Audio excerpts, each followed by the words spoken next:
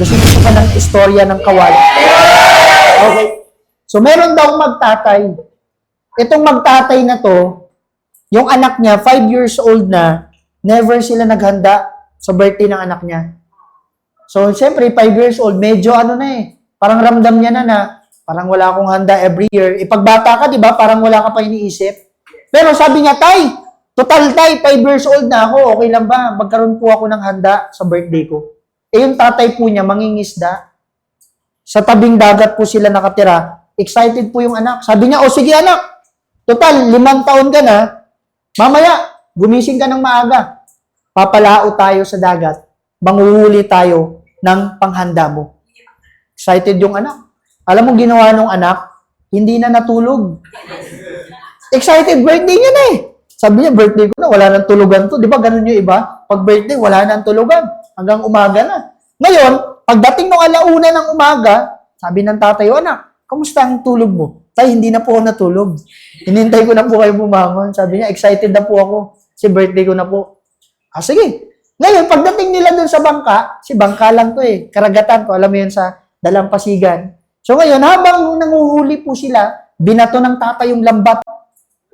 Pagbato po ng lambat, alam mo ang nahuli, unang-una. Alam niyo po yung tuna? Tuna agad, ang laki.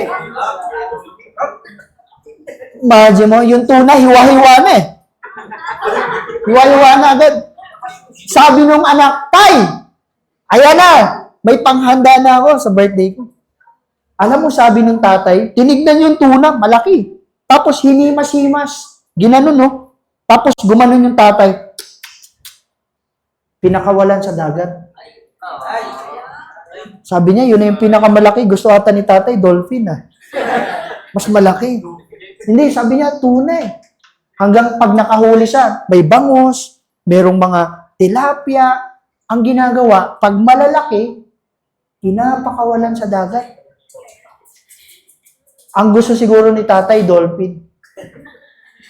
So one time, 5 hours na nakalipas, wala pa sila nahuli. Sobrang tagal nila sa dagat. Umaga na.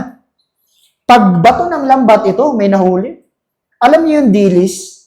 Yes. Yung dilis, yung maliit lang dilis, Sabi nung tatay, anak, ang swerte naman natin. Sabi niya, bakit? May panghanda ka na sa birthday mo. Tuwang-tuwa, dilis, nilagay sa planggana. Sabi nung anak, Tay, kahit ako, hindi ko makakain yan ng mabilis kasi napakaliit lang yan. Sabi ganun, nilagay. So ngayon, ang nangyayari, pag may maliit, tuwan-tuwa yung tatay, sabi may panghanda, nilalagay sa planggana. Pag malaki, pinapakawalan. Na-curious na yung anak. Sabi niya, Tay, nasisiraan ka na ata ng bait. Sa isip lang niya, hindi niya sinabi, sa isip niya, sisiraan natin ng bait ng tatay. Na-curious, tinanong niya na.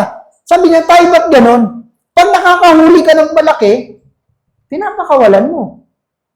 Pag nakakahuli ka ng maliit, tuwan-tuwa. Sabi niya, anak, hindi mo ako maintindihan. Mamaya pag uwi, explain ko sa'yo. Pag uwi nila, kinuha yung kawali, ganito kaliit. Sabi niya, anak, ito lang kasi yung kawali kasi yung dilis. Alam mo, sabi niya, maliit yung kawali. So, end of the story. Anong moral lesson? Pwede ka naman bumili na mas malaki para magkasya yung tuna. Pwede mong hiwa-hiwain para magkasya.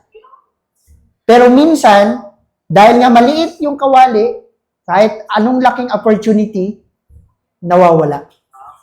Natatapon, sayang. So, okay lang ba? Lakihan natin kawali po natin. Yes!